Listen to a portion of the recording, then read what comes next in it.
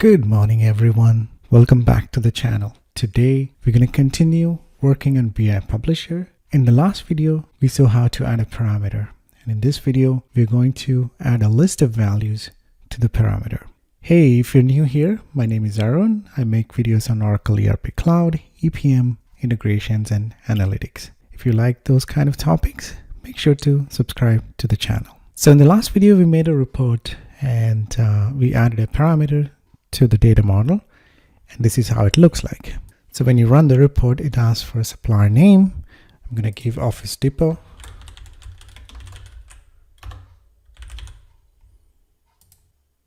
All right, and it lists the list of invoices. And in this video, what we want to do is, instead of giving a text field to type in the supplier name, we're going to give a list of values so the user is able to search through the list and select a supplier, and it's easy for the user to find the supplier that way rather than them typing it in a text field and possibly causing errors and as such. All right, so let's take a look at the data model first. I'm going to click on Edit Data Model.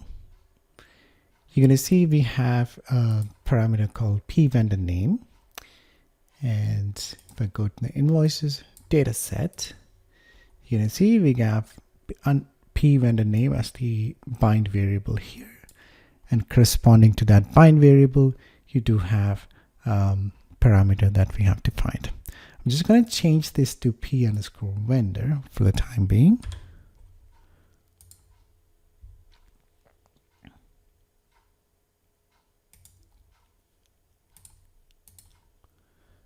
And go back to here, change it to p_vendor, make sure everything is working.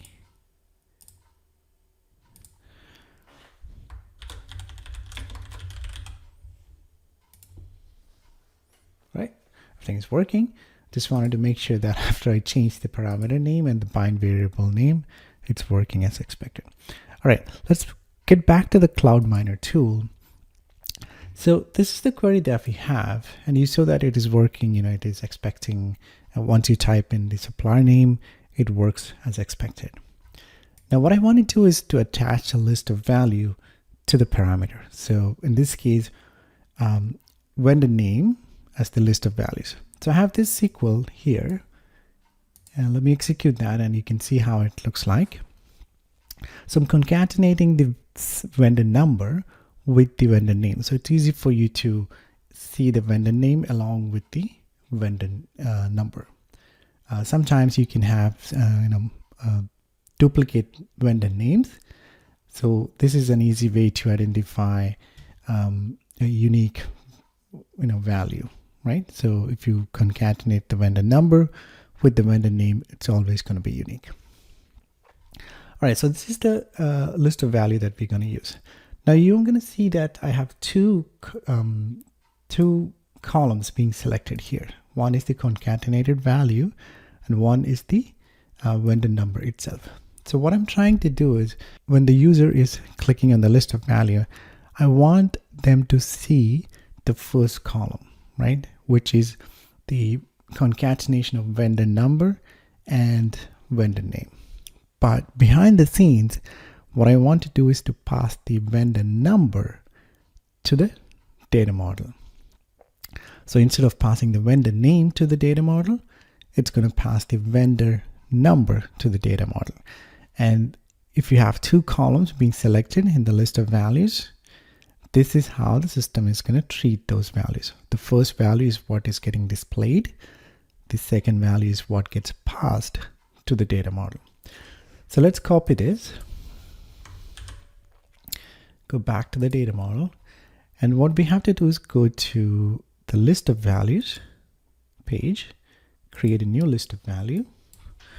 I'm going to see supplier LOB, and type is SQL query. You also have the option of giving in fixed data. MDX query is something that I can explain later. Fixed data will be manually inputting the data. So for our purposes, we're going to use SQL query and paste that query here. All right, so you don't see a validate button or anything of that sort. All you have to do is navigate out of this box, and if there are errors, it's gonna display an error message. Okay, so this is our query, and we're gonna click save here. Go back to the vendor. Now the type, currently the type is set to string. I'm going to change, sorry, currently the parameter type is set to text. I'm going to change this to menu.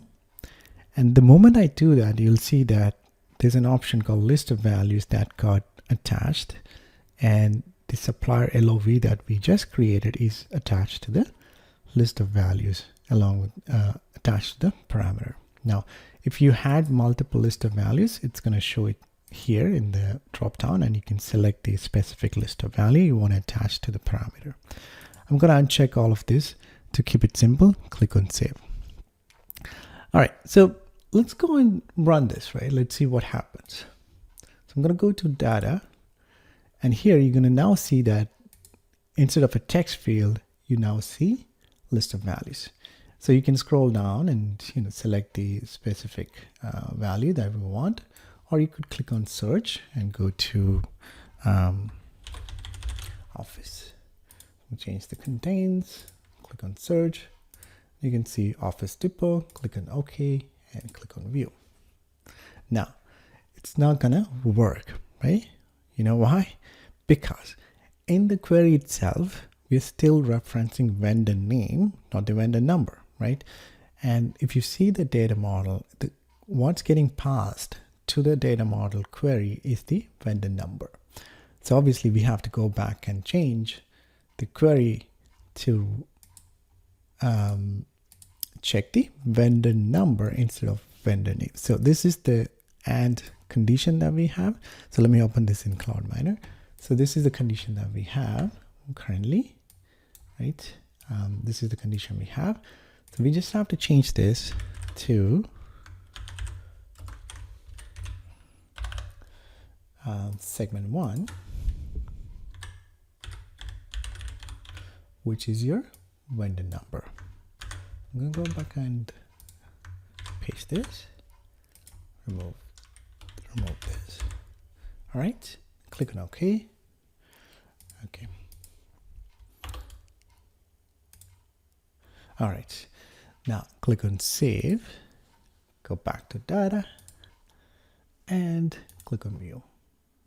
Now it works. Now let's go and run the report. Open.